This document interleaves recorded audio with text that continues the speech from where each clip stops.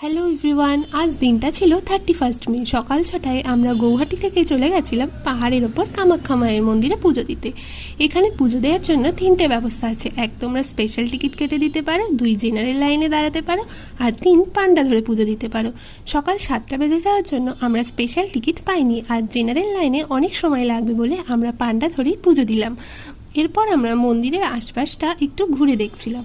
মন্দির চত্বরটা কিন্তু বেশ বড় ছিল, আর পাহাড়ের ওপর থাকায় ওয়েদারও কিন্তু খুব ভালো ছিল। মন্দিরের ভেতরে তো ফটো ভিডিও অ্যালাউ না, তাই তোমাদের বাইরে থেকেই দেখালাম। এরপর আমরা চলে গেছিলাম মায়ের কাছে ধূপধুনো দেখাতে আর প্রদীপ জ্বালাতে। তারপর এই আশেপাশের দোকানগুলো একটু ঘুরে দেখলাম।